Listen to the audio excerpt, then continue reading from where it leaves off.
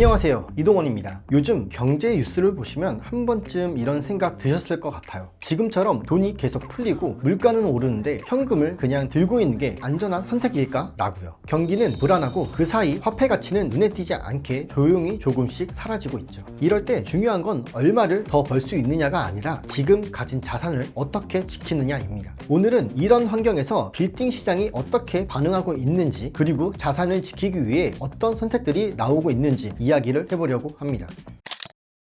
여러분, 한번 솔직하게 생각해보죠. 작년 이맘때랑 지금이랑 같은 돈을 들고 빌딩을 보러 다니면요, 선택지가 줄었다고 느껴지시지 않나요? 이건 기분 탓이 아닙니다. 현장에서 보면 답은 꽤 명확해요. 지금은 돈의 힘 자체가 달라졌습니다. 요즘 경제 상황을 보면 힌트가 정말 많아요. 경기가 흔들릴 때 정부가 할 수 있는 선택지는 거의 하나죠. 결국 돈을 풉니다. 돈을 풀면 처음엔 잘 안 느껴져요. 그런데 시간이 조금만 지나면 제일 먼저 반응하는 게 뭘까요? 바로 물가입니다. 밥값, 인건비, 공사비, 자재비까지요. 안 오르는 게 거의 없죠. 이 말은요, 우리가 현금을 들고만 있어도 아무것도 하지 않아도 그 돈의 힘이 매년 조금씩 빠지고 있다는 뜻입니다. 즉, 돈이 일을 해주는 상태여야 하는데 환경이 그렇지 못한 거죠. 그래서 같은 10억이어도 작년의 10억이랑 지금의 10억은 실제로 전혀 다른 돈입니다. 중개 일을 하다 보면 이런 얘기를 듣곤 합니다. 현금은 충분합니다. 예전에는요, 그 말이 진짜 든든하게 들렸거든요. 현금이 많으면 협상도 되고 결정도 빠르고 금매도 먼저 잡을 수 있으니까요. 그런데 요즘은요, 그 말을 들으면 저는 이런 생각이 먼저 듭니다. 이 돈이 지금 환경에서 과연 일을 하고 있을까? 현금은 시간이 지나도 스스로 커지지 않습니다. 오히려 물가가 오를수록 상대적으로 작아지죠. 그래서 매수 미팅을 하다 보면 이런 말도 정말 자주 나옵니다. 조금만 기다리면 더 좋은 빌딩 나오지 않을까요? 틀린 말은 아닙니다. 다만 문제는요, 기다리는 동안 환경이 계속 바뀐다는 거예요. 기다리는 사이 물가가 한 번 더 오르고 공사비는 또 기준을 만듭니다. 그래서 저는 상담할 때 이런 말을 자주 합니다. 지금은요, 아무것도 안 하는 선택이 생각보다 비싼 선택일 수 있다고요.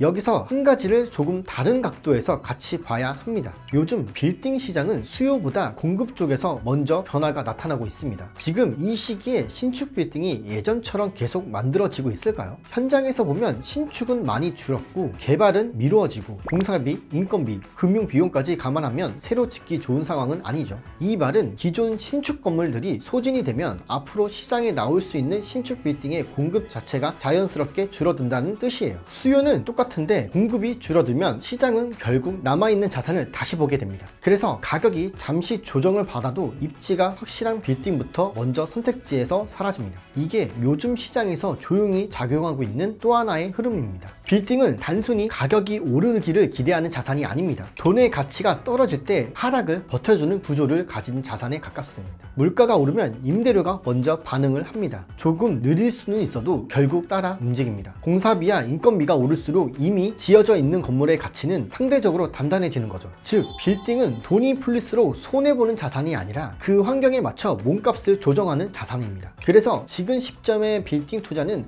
공격이라기보다 오히려 방어에 가깝습니다. 현금은 가만히 있으면 가치가 지속 하락합니다. 그리고 다들 기다리고 계시죠? 금리 인하. 충분히 이해됩니다. 그런데 현장에서 보면 분명한 게 하나 있습니다. 금리가 내려가는 순간 시장은 바로 반응을 합니다. 이자 부담이 줄어드는 만큼 사람들이 한 번에 움직이거든요. 그러면 무슨 일이 생길까요? 제일 먼저 가격이 움직입니다. 특히 입지 좋은 빌딩은요, 금리가 내려가면 그때 보자 이게 잘 안 통합니다. 그 시점이 되면 좋은 물건은 이미 빠져 있고 남아있는 선택지는 줄어들거나 가격이 먼저 올라 있습니다. 시간이 지나면 다들 이렇게 말하죠. 그때 살 수 있었는데 라고요. 금리가 높을 때는 부담 때문에 망설였고 금리가 내려가니까 이번에는 가격이 올라 손이 안 닿는 상황. 이건 감정의 문제가 아닙니다. 시장은 늘 이렇게 움직입니다. 건축비, 인건비, 인허가 같은 비용은 시간이 간다고 내려오지 않아요. 오히려 원화 가치가 떨어질수록 단단해지는 쪽에 가깝습니다. 결국 빌딩 투자에서 진짜 중요한 건 얼마를 들고 있느냐가 아니라 그 돈이 시간이 지나도 일을 하게 만드는지 아니면 가만히 두는 동안 가치가 줄어들게 할지 판단을 하셔야 합니다. 같은 10억이어도 통장 안에서 가만히 있는 10억이랑 빌딩이라는 실물 안에서 버텨주고 있는 10억은 완전히 다른 결과를 만들거든요.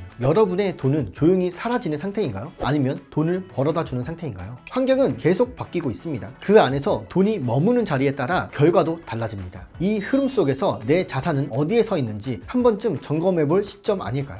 오늘 이야기는 여기까지입니다. 지금 이 시장에서 빌딩 매입이나 매도, 지금 시장에 맞는 판단이 필요하시다면 언제든지 편하게 연락 주세요. 영상이 도움이 되셨다면 구독과 좋아요 부탁드리겠습니다. 저는 다음 영상에서 찾아뵙겠습니다. 감사합니다.